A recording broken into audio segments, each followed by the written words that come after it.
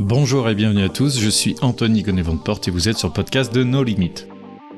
Aujourd'hui, je reçois Enguerrand Massé, un spécialiste en automatisation et création de contenu. Nous allons parler de l'utilité d'exploiter un robot pour vos différents réseaux sociaux, comment obtenir des abonnés, des likes et des partages qui soient qualifiés, comment vous pouvez vendre des produits avec Pinterest. Nous verrons aussi comment automatiser la moindre de vos actions pour gagner du temps tout au long de votre journée. Nous verrons aussi pourquoi il est intéressant d'apprendre le russe, de diversifier ses activités et comment l'automatisation peut aussi augmenter votre référencement naturel pour gagner des places sur Google.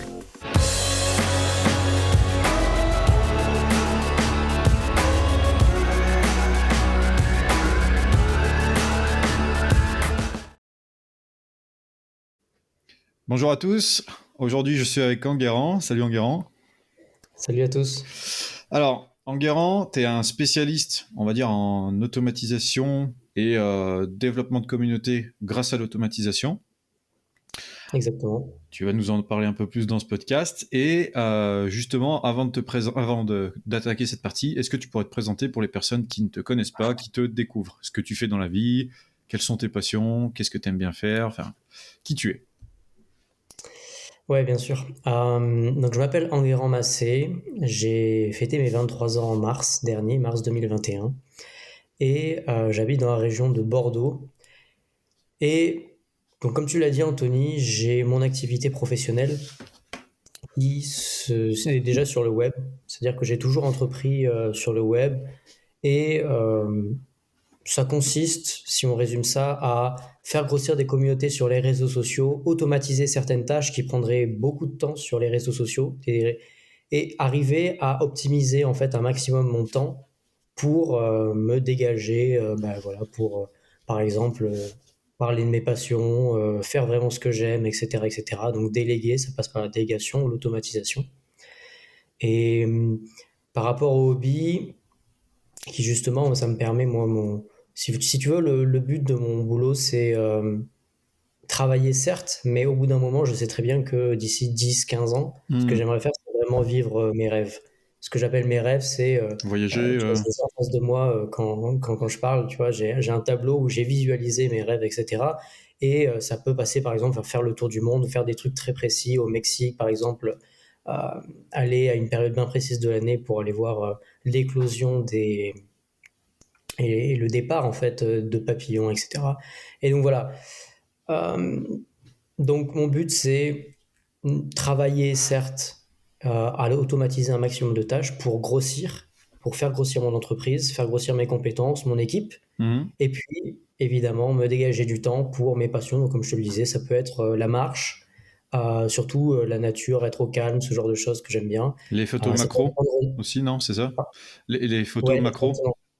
Exactement. La macrophotographie, c'est quelque chose que j'aime beaucoup. Pour ceux qui ne connaissent pas, c'est le fait de prendre des photos d'insectes ou alors de choses qui sont vraiment très très difficiles à voir à l'œil nu. Donc ça peut être des insectes, mais ça peut être aussi des fleurs, qu'importe en réalité. Tout ce qu'on ne peut pas voir bien à l'œil nu, eh bien, moi j'aime bien voir justement essayer de décortiquer et de voir justement les détails sur les ailes à propos des abeilles, plein de choses, les moustiques, etc. En réalité, c'est un monde qui est vraiment très très intéressant. Donc voilà, je combine le fait de marcher dans la nature et puis évidemment prendre des photos de macrophotographie. Surtout qu'à Bordeaux, t'es pas dépourvu de paysages somptueux en plus, j'imagine. À Bordeaux, honnêtement, c'est très très beau comme région. Plus particulièrement, moi, j'ai habité, et maintenant j'habite vraiment dans le Bordeaux Centre, mais j'ai Ouais. habité jusqu'à mes 18 ans, c'est ça, 19 ans même, à côté de Saint-Émilion, donc vraiment quelque chose qui est beaucoup plus, je dirais, verdoyant, c'est-à-dire il y a beaucoup plus de campagne, il y a des vignes partout, partout, et beaucoup de forêts. Donc, ouais, c'est là d'où est venue ma passion pour la marche et puis pour prendre des insectes, des scènes du quotidien en macrophotographie. Ok. Du coup, tu disais, donc la plupart de tes activités consistent à créer, on va dire, des revenus passifs. Donc, Donc ça, j'ai bien compris. Aujourd'hui, il y a beaucoup de personnes qui proposent ça. On voit des publicités tout le temps, partout, sur tous les supports, Facebook, YouTube, Instagram, enfin voilà. Ici, donc là, t'es pas du tout dans ce côté-là. Toi, tu travailles vraiment avec des grosses entreprises ou des agences, voire même des personnes indépendantes, si ma mémoire est bonne. C'est ça exactement. Alors j'ai en ce moment même environ 150 clients actuellement. Ok, Donc quand je parle de clients, c'est des clients qui me paient tous les mois parce que je facture la plupart de mes services comme ça. d'accord. Voilà, 150 clients. Ça va, comme tu l'as dit, ça va aller de la personne qui veut avoir plus de visibilité sur les réseaux sociaux pour clairement flatter son ego, parce que Mhm. ça existe. Mais la grande majorité, il faut être quand même clair, ça va pas être des personnes qui veulent plus de followers pour avoir plus de followers, c'est un peu aller à la course à la visibilité et au voyeurisme. Mm. La plupart des clients que je vais avoir, ça va vraiment être des grosses entreprises, des moyennes et des startups aussi. Je travaille avec beaucoup de startups. Ouais. L'avantage des startups avec les réseaux sociaux, c'est qu'elles ont besoin de beaucoup de visibilité.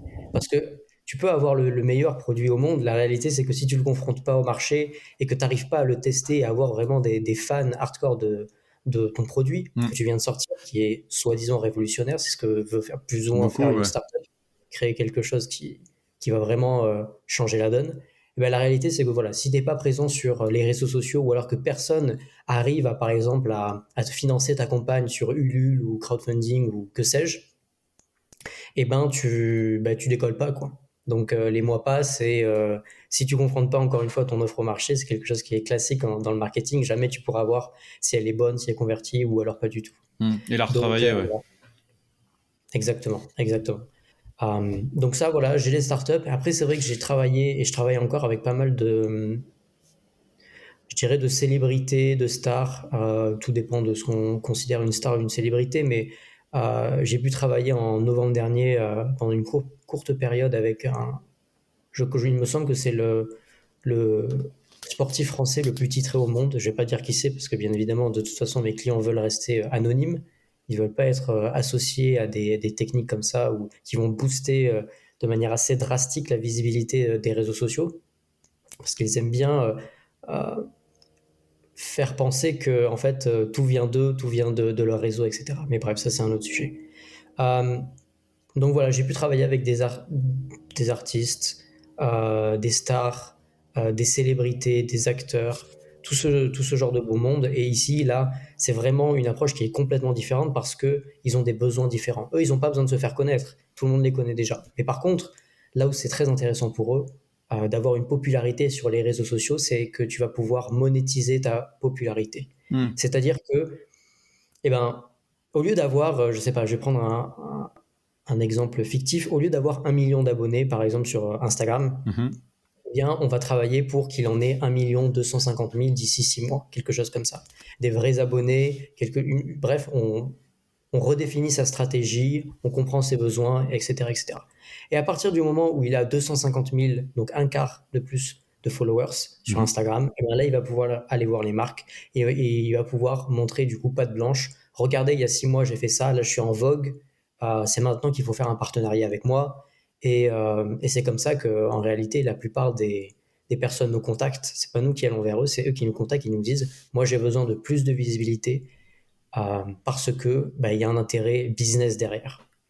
On a, la plupart des personnes à qui j'en parle sont assez étonnées parce que quand on va parler d'acteurs Netflix, même de célébrités de manière générale, ne comprennent pas qu'il faut plus de visibilité et qu'il faut vraiment être connu sur les réseaux sociaux. Ouais. Parce que eux, s'ils n'ont pas Pour le personal de vraie branding. communauté, c'est ça, exactement. C'est ça. Il y a le fameux côté marketing en fait quand tu es une célébrité et qui est que si personne en fait te suit et que vraiment aime ce que tu fais, ben en fait t'es personne. Si t'as que des followers ou alors si t'as pas vraiment de fans, ben quand tu vas sortir un produit avec une marque, ça va faire un gros bid et ça va te desservir et enfin bref, tu vas te couler toi-même, tu vois. Mm. Ok. Ouais, parce que du coup, bah, après, on a eu l'occasion de discuter en off aussi ensemble. Je sais que bah, tu as des très très gros clients. Après, c'est bien aussi de travailler un peu dans l'ombre comme ça. Je connais bien, je connais bien. Euh, Par rapport à ça, en gros, quand tu proposes du contenu, tu le proposes surtout. Enfin, quand tu proposes du contenu automatisé, Donc ça se fait via différents, sans forcément entrer dans les détails, mais comment tu fais pour proposer ce type de contenu? Est-ce que tu as une sorte de recette secrète? Parce qu'il y a beaucoup de personnes qui te disent souvent, oui, alors moi je fais pas d'automatisation de mon compte parce que je veux de vrais abonnés, blablabla. Enfin, je sais qu'il y a beaucoup de personnes qui parlent de ça. Toi, c'est quoi ton point de vue là-dessus? Qu'est-ce que tu fais justement pour aller face à ça, on va dire, et justement faire monter un peu les abonnés des personnes tout en ayant des vrais abonnés?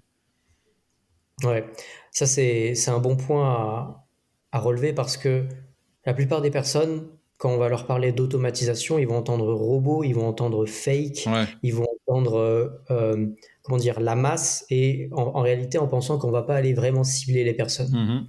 Et d'une part, ils ont raison, mais ils ont raison si on parle d'automatisation comme il y a, je dirais, 3, 4, 5 ans. Du moins, moi, comment je l'ai connu au tout début, c'était comme ça. C'est-à-dire que tu pouvais aller spammer, et c'était vraiment du spam, tu pouvais vraiment faire des trucs très très sales Mhm. en manière marketing. Mais maintenant, il faut savoir que les plateformes, donc les réseaux sociaux, Facebook, Instagram, LinkedIn, Pinterest, Twitter, etc., euh, resserrent la vis à propos de l'automatisation, à propos de la robotisation. Donc il ne faut pas croire non plus que C'est tout euh, simple. voilà, déjà c'est pas tout simple, c'est un vrai boulot, et que tu peux spammer comme ça et penser que tu peux aller euh, automatiser n'importe quel compte ou ce genre de choses. Mhm. Voilà. Donc certes, l'automatisation va amener beaucoup plus de trafic que si tu le faisais manuellement, ou alors par exemple que tu allais utiliser ce qu'on peut appeler le trafic naturel, donc le SEO, ou alors si tu es sur Twitter par exemple ou sur Instagram, quand on va taper, je sais pas moi, crypto-monnaie, typiquement pour toi, Mhm. Anthony, il y a peu de chances qu'on tombe sur toi parce qu'il y aura plein de comptes qui seront très très qualifiés. Mhm. Et par contre, ce qui peut être très intéressant, c'est d'automatiser un compte spécifiquement sur un réseau social où tu es vraiment le plus fort. Et là, tu vas pouvoir du coup décupler tes résultats et appuyer là où tu es vraiment fort. Donc, certes, l'automatisation, il y a une partie qui est un peu dérangeante parce qu'on est à l'ère où tout le monde dit qu'il faut agir, comment dire, qu'il faut interagir avec les personnes de manière franche, qu'il faut Franche et bienveillante. privilégier un peu, ouais, il faut privilégier un peu le social, Ouais, etc. ouais. Et que le fait d'automatiser, bah, c'est en fait, on assimile ça à du bon gros spam, aux emails que tu vas recevoir dans ta boîte mail pour du Viagra, ou alors parce qu'on t'a offert du Bitcoin, etc. Mhm. Mais il faut pas voir le mal partout. L'automatisation sur les réseaux sociaux n'est pas forcément néfaste. Et je terminerai par rapport à ça rapidement, qui est que euh, si Instagram, Twitter, etc. sont des plateformes qui sont si populaires, c'est parce qu'il y a en réalité des armées de robots qui créent du contenu. Et J'allais je y dis bien venir. créer, ils ne font pas forcément du repost, et qui vont réellement créer un engagement, certes artificiel, mais qui va faire stimuler les algorithmes et qui donc potentiellement va faire ressortir des posts de personnes qui n'automatisent pas les comptes, etc. Donc voilà, c'est entre guillemets gagnant-gagnant. Et ne pensez pas que quand on parle d'automatisation, on parle forcément de spamming. On a l'occasion, je pense, peut-être même parler dans les détails, mais voilà, l'automatisation n'est pas forcément du spamming et peut être en réalité très humaine. Il ne faut pas penser qu'on envoie beaucoup de requêtes sur un seul compte, etc. Parce que ça, c'est plus vrai. C'est plus possible sur les gros réseaux sociaux à l'heure actuelle. Mhm. Mais d'ailleurs, il y a plusieurs plateformes sociales. Donc, on a Facebook, on a Instagram, on a Pinterest, et récemment, tu as commencé aussi sur LinkedIn. Et sur les 5 réseaux sociaux, euh, réseau social. Bon, on laissera cette question aux profs de français qui nous écoutent. Mais sur les 4 plateformes, en fait, 4 ou 5 plateformes, tu as aussi la possibilité de mettre ce type d'automatisation. Ça existe et c'est aussi réalisable. Ouais, exactement. Ok. C'est aussi réalisable.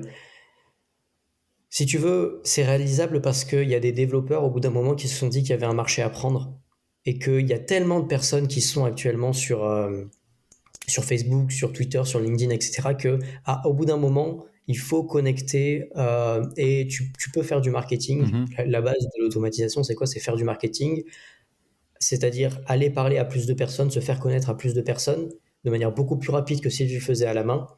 pour avoir un intérêt économique derrière. Ou alors certains, bien évidemment, vont faire ça pour avoir plus de connexions sur LinkedIn ou plus de followers sur Instagram, mais en réalité, la plupart des personnes qui vont essayer de faire de l'automatisation, et ça va être principalement pour faire du marketing et pour vendre derrière. Donc ouais, tu peux vraiment automatiser sur tous les réseaux sociaux. On peut même parler de TikTok ou alors de Clubhouse, qui sont relativement jeunes, on peut dire ça. Et tu peux en effet automatiser un tas d'actions sur ces réseaux sociaux pour accumuler du coup des communautés sur ces réseaux sociaux. Comment tu crées un contenu automatisé? Je veux dire, c'est quoi le plan étape par étape? Alors, pour créer du contenu automatisé, bon, ça passe par différents logiciels et différentes approches. Enfin, si tu peux les citer, tu les cites, sinon c'est absolument pas grave. C'est juste histoire de bien cerner comment tu fais en fait pour... parce que je vois beaucoup de personnes, d'influenceurs et tout ça, qui passent des heures et des heures de temps en temps à travailler leur compte Instagram et tout ça, mais qui n'ont pas forcément d'une base technique comme on a la chance de l'avoir, mais eux qui ont une autre chance, eux, d'avoir de la visibilité. Mais et le problème, c'est qu'ils se donnent beaucoup de mal à faire des super photos, des super retouches, et que en fait, ces comptes resteront indéfiniment en dessous de leur potentiel parce que volontairement, Instagram réduit leur portée. Du coup, comment tu fais pour pouvoir mettre des actions en place, tu vois, et faire de la création de contenu automatisé pour eux ou les faire grossir, tu vois, avec les actions ou ce genre de choses. Ouais, je vois. Mais en fait, il y a, je dirais, le logiciel que j'utilise 80-90% du temps, ça va rester Jarvee. Jarvee, donc J-A-R-V-E-E, c'est vraiment la référence en automatisation sur les réseaux sociaux.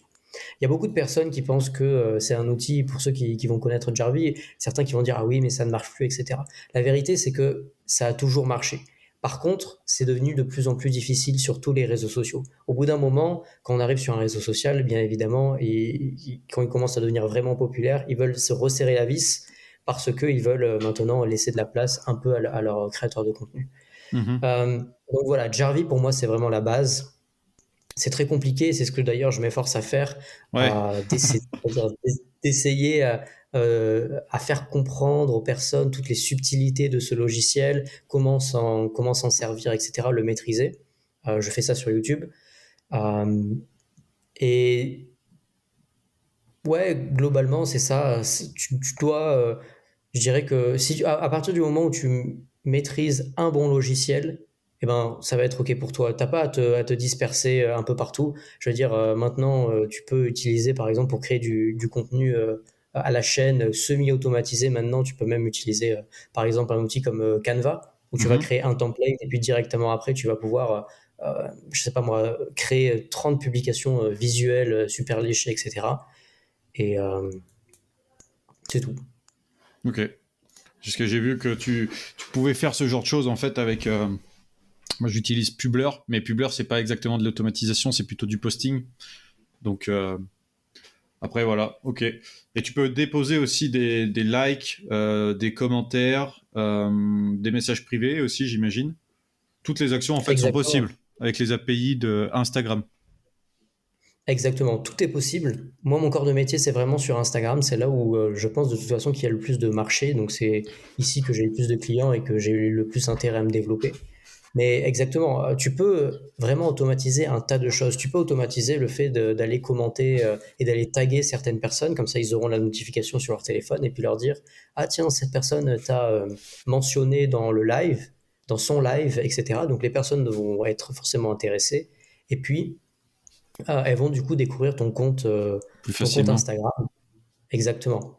Là, on est plus sur la notion de growth hacking, ce qui est très lié en réalité. L'automatisation, c'est complètement du growth hacking parce que tu vas détourner l'utilisation de la plateforme pour aller essayer de trouver le meilleur moyen, celui qui va marcher le mieux, pour amener du trafic à ton offre. Donc voilà, tu as Jarvee qui fait ça très bien. Après, il y a des outils russes. Ils sont très très forts, les Russes. Ils sont quasiment impiratables. Ouais, exactement. L'avantage des Russes, je dirais que déjà, tous leurs logiciels sont écrits en russe et tu peux pas les traduire, enfin très rarement du moins. Ce qui fait que très très peu de personnes déjà peuvent se permettre d'apprendre le russe ou alors d'apprendre un logiciel ou d'apprendre où est-ce qu'il faut cliquer sur quelle touche pour apprendre C'est sûr. à lancer le logiciel et que ça fonctionne. Donc ça, vraiment un gros avis, et c'est qu'ils sont très communautaires également. Moi, je suis sur beaucoup de forums, de chaînes YouTube, etc. Et les Russes, en réalité, restent entre guillemets entre eux, peut-être avec les Ukrainiens, parce qu'ils ont des racines de langage commun, mais en réalité, ils se partagent très très peu de choses. Donc voilà, il y a des outils russes qui font des choses qui sont très très impressionnantes. Et pourtant, les Russes ne sont pas nombreux sur Terre, et ils arrivent à faire des choses vraiment, là, même sur Instagram ou sur d'autres réseaux sociaux, ils arrivent vraiment à tirer leur épingle du jeu. C'est très très intéressant. Et c'est pour ça que si les auditeurs qui nous écoutent ont reçu des messages privés, soit avec des liens ou alors des messages un peu bizarres, sachez que tout cela vient d'un outil qui est russe, que personnellement j'utilise. Mais donc, tu n'es pas le responsable de ces messages. Tu es juste Non, non, l'utilisateur non. du logiciel. C'est important de le préciser quand même. Ouais, ouais, bien sûr. Moi, j'envoie pas ce genre de message, bien évidemment. Euh, c'est bien trop du spamming, et en réalité, les personnes qui ont fait ça ont tellement spammé tout le monde que Instagram a serré la vis, encore une fois, très très rapidement. Donc c'est pas très intelligent en réalité de spammer et de faire les actions comme ça qui nuisent en fait à tout le monde, Hmm. et c'est se tirer une balle dans le pied qui est de faire du bon gros spamming. C'est pas intelligent. Du coup, quand tu fais de l'acquisition comme ça, automatisée sur les réseaux sociaux, les personnes ne te connaissent pas forcément et elles vont se mettre à suivre un compte. Donc c'est elles qui vont suivre un compte volontairement, ou est-ce que ça va être une obligation de la personne qui va se retrouver en fait abonnée, ou pas du tout? Ouais, c'est une bonne question. Là, on revient enfin à la base, en fait, qui est que l'automatisation n'est pas forcément du spam quand Bien. c'est bien fait. Mhm. Je m'explique. Disons que tu sois fan de crypto-monnaie. Et en tant que fan de crypto-monnaie, tu vas avoir un compte Instagram qui va parler de crypto-monnaie. Donc tu vas partager tes signaux, bref, tu vas vraiment parler de ta passion. Mhm. Le problème, c'est que tu aimerais potentiellement avoir plus de followers parce que tu as envie de lancer un coaching. Tu as envie de lancer un coaching à des personnes qui seraient intéressées par la crypto-monnaie, mais que voilà, tu n'arrives pas à avoir des clients. Du moins, tu postes, tu vois que tu fais, je sais pas moi, tu as 1000 followers, tu vois que tu fais les que 50 j'aime, bref, ça décolle pas trop. Bon, et ben là, il y a quelque chose à jouer, et surtout un intérêt marketing à avoir recours à l'automatisation. Toi, ton problème, en tant que dirigeant d'entreprise, de business de manière générale, il est de générer du trafic vers ton offre. Mhm. Si tu fais à la main, c'est-à-dire aller faire des actions du type follow, unfollow, bref, créer de l'interaction autour de personnes qui sont autour de toi, en réalité, ça va te prendre des heures par jour, alors qu'avec l'automatisation, potentiellement, tu le calibres bien, et puis tu vas pas pouvoir le toucher pendant, je sais pas moi, au moins un mois, et puis ça va tourner en automatique comme ça. Donc voilà, ça c'est très très intéressant pour justement générer du trafic vers une offre qui est concrète. Et euh, avec l'automatisation, on va du coup aller interagir pas avec n'importe qui. Et moi, je suis contre ça. Mhm.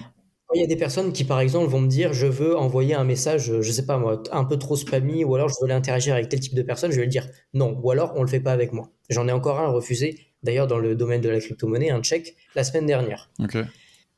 Et on va aller du coup interagir avec des personnes qui sont vraiment intéressées par ce que tu fais. La crypto-monnaie, d'accord, c'est bien, mais toi, elle est où t'as vraiment ta zone de génie, ta spécialité? Est-ce que tu es plus un trader, enfin dans ton programme, est-ce que tu vas plus faire du trading qui est un peu plus safe? Ou alors tu vas me dire, viens, on investit dans des crypto-monnaies qui potentiellement vont faire un x10, x50. Ça, c'est deux approches très différentes. Du coup, là, je vais te demander, réfléchis vraiment à qui est-ce qu'on va aller cibler. Est-ce que tu crois vraiment qu'on va aller cibler, par exemple, les personnes qui vont suivre, je sais pas moi, la page, une des pages fans de la Mais bourse Wall Street? ouais, bah oui. Par exemple. Ouais, mais c'est du trading. Déjà, c'est pas de la crypto-monnaie, donc on s'en fiche. On va pas aller interagir avec ces gens-là. Un, c'est pas intéressant. Toi, tu n'auras pas de résultat. Et puis moi, j'ai envie que, bien évidemment, moi, mon but principal, c'est que toi, tu aies des résultats. Hmm. Donc, du coup, je vais te dire, OK, maintenant, on va en fait définir ton avatar client. C'est un truc qui est basique, encore une fois. C'est ton avatar client, donc ton client type, il ressemble à quoi? À quoi? Certes, il est fan de crypto, mais est-ce que il voudrait pas, comment dire, est-ce qu'il n'est pas plus fan de ce type de crypto-monnaie, etc., etc. Bref, on va vraiment définir ton audience. Parce que, évidemment, le but à la fin de la journée, c'est de ne pas aller interagir avec des personnes qui ne sont pas du tout intéressées par ce que tu fais. Donc, il faut être très précis dans le targeting. Donc voilà, on va aller interagir avec les followers. La plupart du temps, ça se passe comme ça, sans rentrer trop dans les détails. La plupart du temps, ça va se passer comme ça, c'est que on va aller interagir du coup avec les followers d'une certaine page Instagram, et puis on va aller faire du follow, on va aller pouvoir aller liker ses photos, etc., etc. Bref, on va faire un engagement qui est, je dirais, réel. On va vraiment le suivre. Potentiellement, toi, si tu te rends compte que ce compte, c'est le robot qui l'a suivi, mais qu'il t'intéresse vraiment, tu vas pouvoir quand même le garder en tant que vrai follow. Et puis, bien évidemment, c'est là un peu, je dirais, le point noir de la technique, qui est que au bout d'un certain temps, au bout de quelques jours, on va devoir l'unfollow. Et ça, c'est la grande critique que les personnes font, c'est que du coup, c'est pas du vrai engagement. Certes, mais la réalité, c'est que je suis d'accord. Ça peut paraître, c'est là un peu l'effet néfaste qui est que tu fais croire à une personne que tu es vraiment intéressé, mais en réalité, peut-être que tu ne l'es pas. Donc, ce qu'il faut savoir, c'est qu'il y a certaines limites et qu'au bout d'un moment, tu ne peux pas suivre tant de personnes sur un réseau social. Au bout d'un moment, ça te bloque. Donc, par exemple, si tu arrives sur Instagram, une limite concrète, c'est qu'à partir du moment où tu vas atteindre 7500 personnes, que tu suis 7500 personnes, ça va te bloquer. Et puis, de manière générale, c'est pas très intéressant de suivre trop de personnes parce que les algorithmes vont te montrer qu'une toute petite partie des posts de tes followers. Mais voilà, il y a des avantages et il y a des inconvénients. Je suis pas là pour dire que l'automatisation, en l'occurrence, là, on parle d'Instagram, c'est le Saint Graal. Mais il y a certaines personnes qui vont s'y reconnaître et qui vont tester la méthode et qui vont dire, en fait, moi, je suis prêt à payer un peu ce revers de la médaille et automatiser mon compte et avoir vraiment une très très belle croissance, quoi. Il y a des trucs aussi qu'on a eu l'occasion d'essayer. J'y repense parce qu'on en a parlé en off aussi. Sur Pinterest, par exemple, les personnes qui veulent faire ranker rapidement leur site internet sur Google, donc pas en première place, mais simplement lui faire gagner des places, c'est toujours intéressant d'avoir des backlinks qui proviennent des réseaux sociaux, même s'il n'a pas forcément été prouvé que ça pouvait aider au référencement naturel. Sur certains tests qu'on a réalisés pour des sites internet, je crois, on arrive à récupérer le site internet de 10, 20, 30 visiteurs jour pour le faire monter à 1500, 2000 visiteurs journaliers juste avec des épingles. C'est des choses que tu as réussi à refaire aussi ailleurs ou pas du tout, ou alors ça reste purement, comment on pourrait dire, purement un coup de chance en fait. Ouais, on est plus ou moins en plein dans l'actualité parce que j'ai lancé un autre compte Pinterest, il me semble il y a une semaine, 10 jours maintenant, qui était vraiment dans une niche assez spécifique, je peux le dire. De toute façon, je ne vais pas donner le nom du client, mais pas de souci. c'était la niche des néons. Donc des néons en éclairage. Voilà, c'est ça. Avec, par exemple, vous pouvez avoir un néon, je sais pas moi, de flamant rose, enfin bref, même avec le logo de votre entreprise, bref. Et ouais, on a lancé ça, et avec un compte qui était vraiment parti de zéro, et on s'est rendu compte que avec donc la combinaison de Jarvis plus un autre outil que tu connais bien également, Anthony, on est arrivé en moins d'une semaine, simplement en faisant des tests. On n'a même pas poussé la machine très loin. On est arrivé à un test qu'après une semaine environ de tests, on est à 15 000 vues déjà sur tous les pins qu'on a fait, donc sur la page Pinterest de cette personne. C'est énorme. Ce qui fait que c'est vraiment beaucoup. On démarrait de zéro, hein. Littéralement, la personne avait zéro, il n'y avait aucune activité sur le compte, aucun post. Donc, on est arrivé de 0 à 15 000 en environ une semaine, tout en étant en période de test. Ça, je veux bien être clair sur ça. Donc, bien évidemment, moi, j'ai demandé des retours aux clients parce que lui, sur son compte Pinterest, c'est 1500, 2000 vues journaliers qui sont constatés, et on redirige tout le trafic vers sa boutique de dropshipping.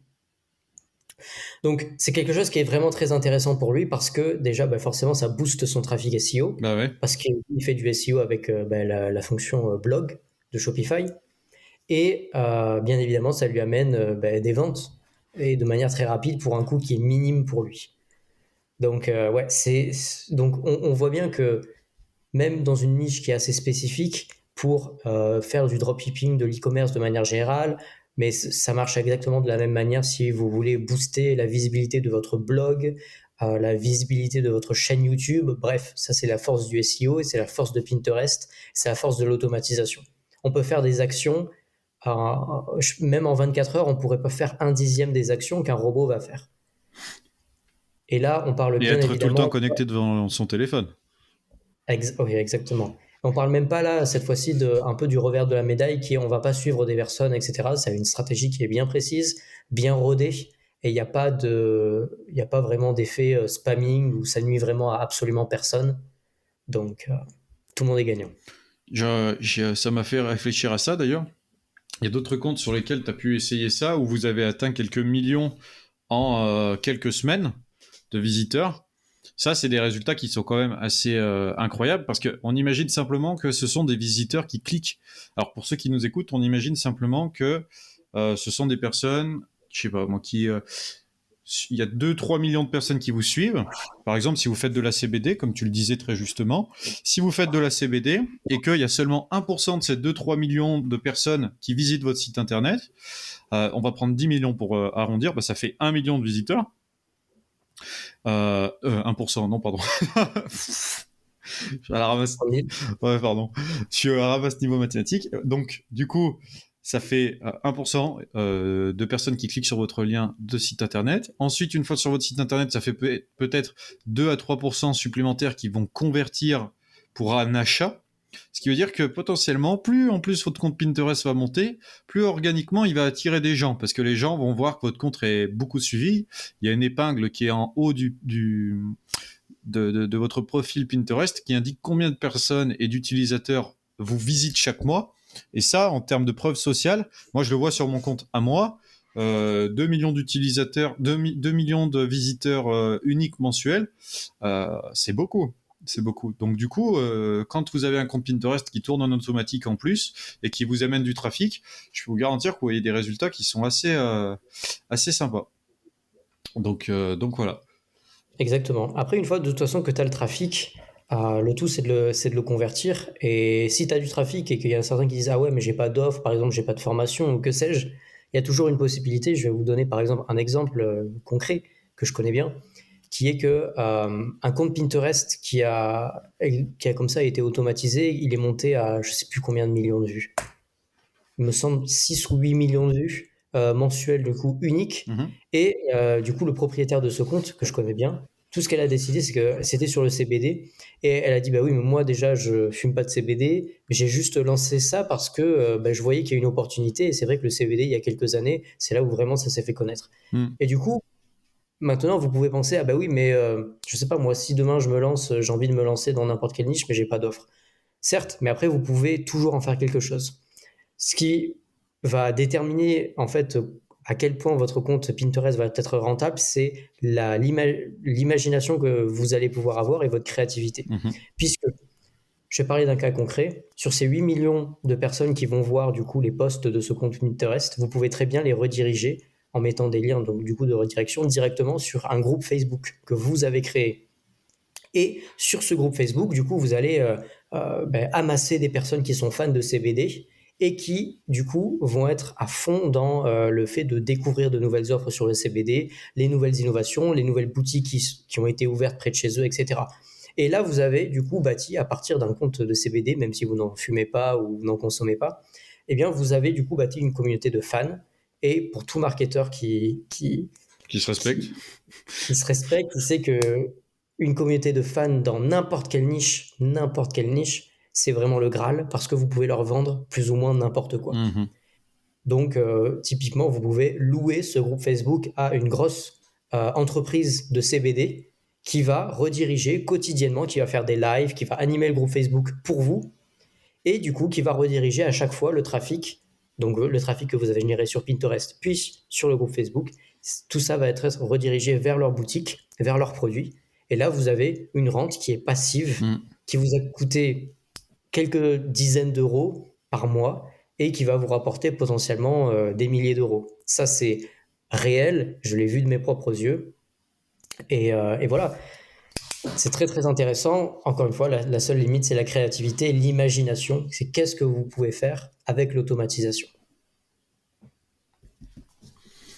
J'ai noté cette phrase parce que je pense qu'elle va aller directement dans mon petit papier. Ok. Du coup, on en a vaguement parlé tout à l'heure. Donc, en application, j'allais te demander quelles étaient tes applications favorites. Donc, tu l'as dit, il y a Jarvis, il y a le logiciel russe. Est-ce que tu en as d'autres pour tes réseaux sociaux, ta vie professionnelle, ta vie personnelle, pour soit t'organiser, soit pour faire ton passe-temps ou ce genre de choses? Ouais, moi je suis, oui, mais pas tellement. Je m'explique. Je suis minimaliste, c'est-à-dire que Mhm. j'ai très peu de choses chez moi et en plus je suis un peu maniaque On le, et psychorigide dans mon esprit. on le voit, enfin, vous l'avez pas en vidéo, mais on le voit, chez lui, c'est très minimaliste, il y a presque pas grand-chose. C'est vide et lumineux, mais voilà, c'est très minimaliste. J'ai entre guillemets un problème avec ça, aux grandes dames de mes proches, qui est que quand il y a trop de choses autour de moi, c'est pas possible et ça me stresse, vraiment ça me stresse, ça m'énerve. Mm. Ce qui fait que forcément dans le business, j'ai toujours essayé d'optimiser un maximum de choses pour avoir vraiment un outil et où je vais pouvoir m'en servir pendant vraiment un outil qui va me servir plus ou moins à tout. Donc typiquement, pour mes objectifs, je vais utiliser l'outil Notion où je vais Ah, Notion. répertorier Mm. tout ce que je dois faire. Par exemple, j'ai un outil qui est To Do. Donc là, je vais forcément noter Pareil. mes 10-15 choses à faire dans un futur proche ou même éloigné. Ensuite, j'ai l'onglet Projet. Tout est sur la même page, j'ai tout centralisé. Tout est sur l'onglet du coup Projet. Donc là, c'est vraiment des projets à long terme ou alors des choses que je veux faire. Les achats, les crypto-monnaies où j'ai investi, autres, et puis mon petit bijou qui est la playlist des Beatles, puisque en tant que bon minimaliste, je n'écoute que les Beatles. Euh, et voilà, clairement, je n'utilise franchement que Notion et un grand tableau blanc chez moi, juste à ma gauche, Mhm. où je vais noter mes objectifs du jour, mes objectifs que j'écris tous les jours vers 18-19 heures, les objectifs Pour que le je vais faire du lendemain. coup pour le lendemain. Mes objectifs de la semaine, très très importants, où je vais, en fait, c'est bête à dire, je vais communiquer avec les personnes qui bossent avec moi, et puis moi, ça va m'aider à comprendre en fait dans la direction où je vais. C'est ok, là il faut que je me concentre sur ça plutôt que sur ça ou autre chose. Et après mes objectifs mensuels que j'analyse et je fais un bilan chaque mois à peu près de ce que je fais. Euh, Au niveau des outils, très peu. J'essaie également de tout centraliser maintenant. Tous mes clients sont uniquement par email et la plupart de mes communications avec mes partenaires sont uniquement sur WhatsApp. Ok. T'as des recommandations ou des mentors dans ce secteur ou une vision long terme?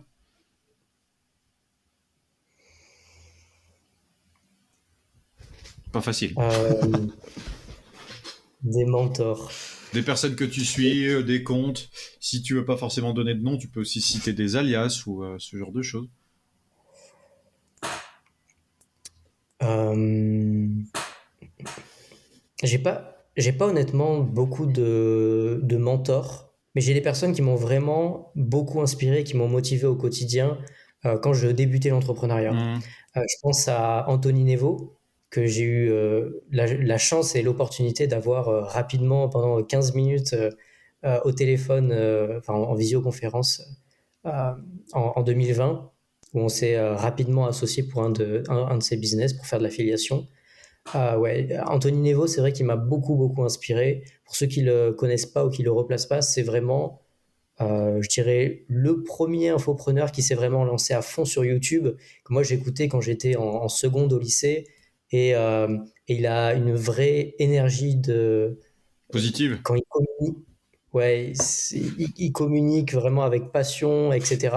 Ouais, c'est vraiment, je pense que, je sais pas honnêtement si j'en serais là où j'en suis, en Mhm. toute humilité, bien sûr, si j'avais pas eu un mec comme ça qui me dit oui, putain, c'est possible, oui, bouge ton cul, oui, apprends, oui, éteins, j'ai pas dit la télé parce que je regarde pas la télé depuis très longtemps, mais en gros, coupe plus ou moins toutes tes distractions inutiles qui t'apportent pas de résultats d'ici 5 ou 10 ans et commence à mettre des actions qui commencent à faire des actions dans ta vie qui vont vraiment te rapporter de l'argent, puisque moi, mon but à court terme, de toute façon, ça a toujours été de gagner de l'argent, et puis ensuite, on voit pour tout ce qui est les objectifs, comment dire, de ma vie, quoi, en fait, ce que je vais faire Mhm. dans toute ma vie.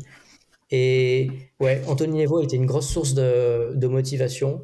Euh, j'ai également, il faut que je cite quand même rapidement, à une moindre échelle, mais tout de même, Jean-Luc Monteagudo, qui était pareil, une des personnes qui a, tout comme Anthony, en réalité, maintenant ils ont tous les deux arrêté de faire des vidéos sur YouTube. Ouais, oui, Euh, ils ont suffisamment encaissé. ils sont, ouais, c'est ça, ils sont un peu retraités du YouTube, mais c'était une personne qui a été humain et ça se ressentait vraiment dans l'énergie dans laquelle il faisait ses vidéos. J'ai beaucoup aimé, il m'a inspiré.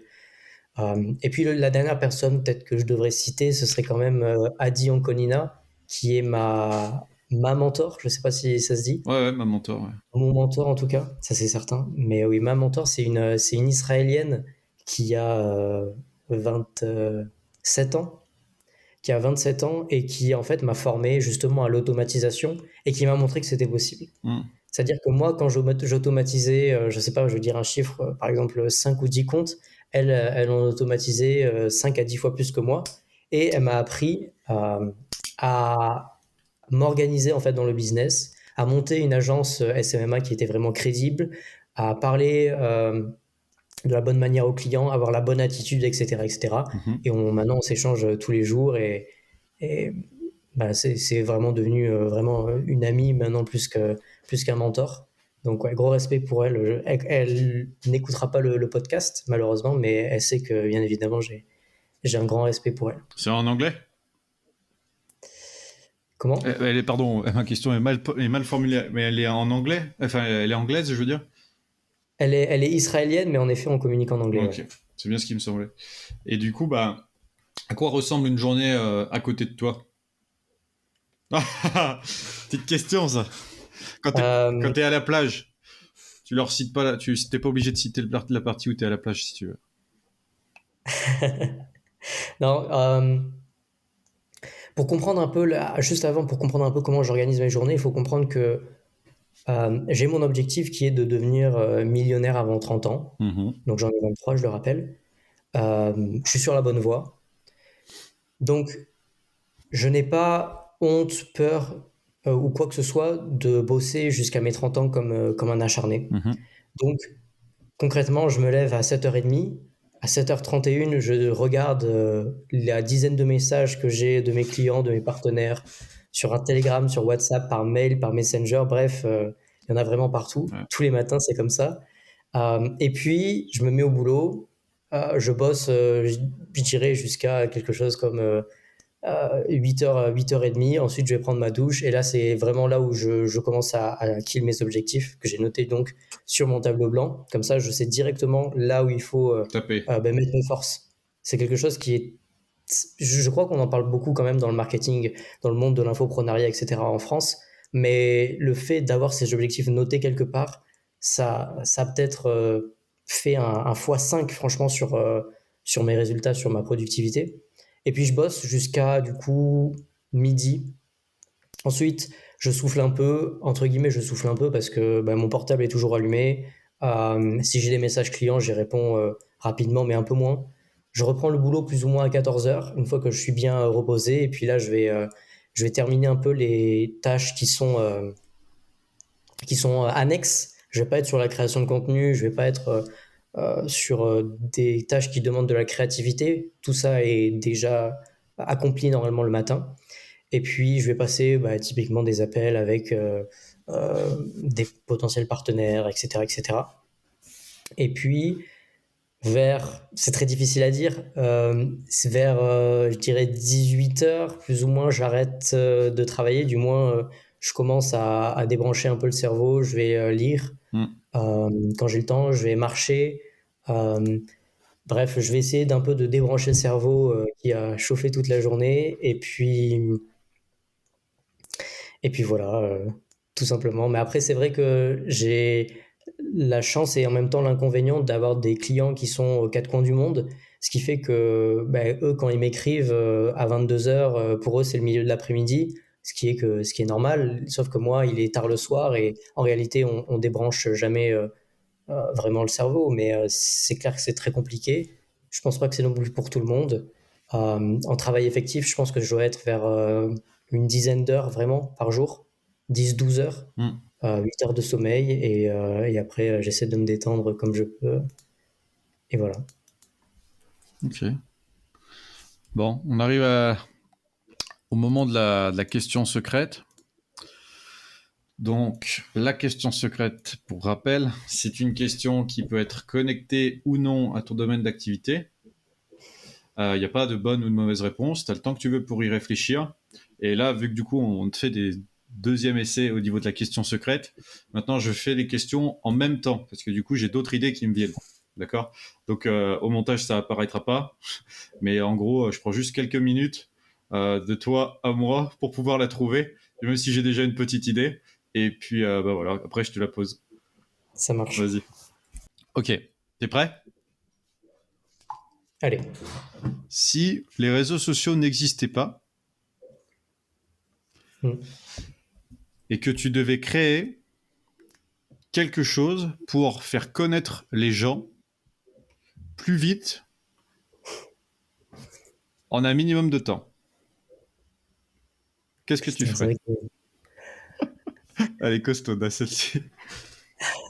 Donc, potentiellement, si j'ai une idée de start-up qui peut révolutionner le monde Tu peux. Internet, T'as tout ce que tu veux à ta disposition. Tu peux peut-être même faire un teaser ici ou quelque chose comme ça, je sais pas. Mais voilà, t'as pas forcément de bonne ou de mauvaise réponse. C'est juste que ce qui est intéressant ici, c'est de voir surtout le processus là-dedans, de comment ça fonctionne et de voir ce que tu penses.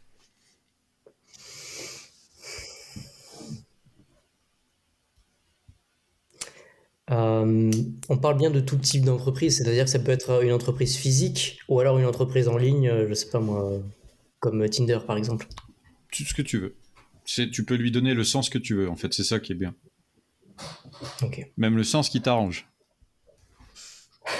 plutôt ouais.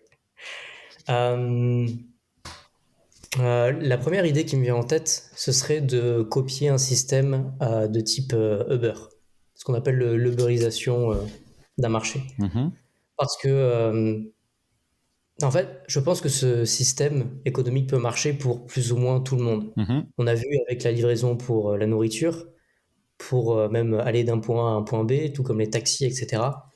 Mais je pense qu'on pourrait vraiment euh,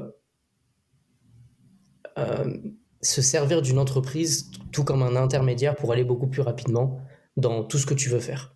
mhm, Euh, Si on prend l'exemple, par exemple, du boulanger. Moi, il y a un truc qui m'embête, c'est que tu dois toujours, en fait, tu dépends toujours d'une autre personne quand tu vas chercher ton pain. ok. C'est-à-dire que tu n'es pas certain de trouver du pain, tu as de la queue, etc., etc. Mais le problème, c'est que si tu veux faire connaître du coup ton entreprise à beaucoup plus de personnes, rends-la plus facilement accessible à beaucoup plus de personnes. Donc c'est exactement la même logique. Moi, je parle du pain. Par exemple, on peut parler même d'un, je sais pas moi, de coiffeur. Maintenant, ça existe même pour les courses, ce genre de choses. Je pense que vraiment, ce qui peut faire connaître une entreprise à, à beaucoup plus de personnes et donc développer sa visibilité, qui était ta question Mhm, principale, c'est trouver le moyen ne de dépendre d'un minimum de personnes et essayer, encore une fois, d'automatiser un maximum de processus. Si, typiquement, une boulangerie veut avoir beaucoup plus de clients, il va falloir qu'elle s'adresse à beaucoup plus de personnes. Donc, pourquoi pas ne pas embaucher une entreprise qui est dédiée et qui va s'occuper de livrer son pain tous les matins entre 8 heures et midi à toutes les personnes qui vont y souscrire à un abonnement, je sais pas moi, 2 euros par mois plus le prix du pain que tu achètes, etc. À partir du moment où tu dépends pas de trop de mhm, personnes, tu vas pouvoir, je pense, couper un peu la partie qui est lente, la partie qui est contraignante, faire ses courses, aller chercher du pain, aller chez le coiffeur, etc., etc. On arrive sur un monde qui est beaucoup plus digitalisé, qui est que si t'es pas super flexible et que tu sors pas vraiment de la masse, tu n'y arriveras pas. Donc, qu'est-ce que veulent les gens? Ben, c'est plus ou moins la même chose que tu as sur Netflix, c'est tu es chez toi et tu as accès à tout ce que tu veux. Tu as accès à tout ce que tu veux, par exemple, tu achètes Ikea, bah ouais, mais c'est chiant parce que il faut aller à Ikea, il faut se taper la queue, il faut se perdre dans le magasin Ikea, il faut monter le meuble chez soi, etc. La réalité, c'est que les personnes ne veulent plus faire ça. On arrive, bien évidemment, ça ne s'adresse pas à tout le monde. Je pense qu'il faut un certain budget forcément pour ubériser pas mal d'industries. Mais je pense que je serais pas étonné qu'on arrive de plus en plus à ce genre de modèle économique dans un monde qui est beaucoup plus digitalisé, où il faut aller beaucoup plus vite, où il faut être beaucoup plus productif. Je parle pas uniquement de l'entrepreneuriat et pour lancer sa boîte, etc. Mais je pense que de toute façon, dans le monde de l'entreprise, c'est toujours celui qui ira le plus rapidement et qui aura réussi à processiser, à automatiser un maximum de tâches, qui aura une avance considérable à la fin de la journée et qui avancera beaucoup plus vite. Donc en gros, Donc, vas-y. C'était juste pour résumer. Ouais, donc concrètement, moi, ce serait ubériser un maximum d'industries, monter ta porte, je sais pas, je regarde autour de moi pour trouver des idées, mais en réalité, tu peux tout ubériser. Et la plupart des personnes maintenant ne veulent plus se faire chier à, je dirais, prendre la voiture, ce genre de choses, quand tu peux plus ou moins tout avoir chez toi contre un peu plus cher. Je pense que c'est un des services qui va émerger dans les prochaines années. Très bien. Est-ce qu'il y a un endroit où on peut te suivre, te soutenir et puis poursuivre ta route?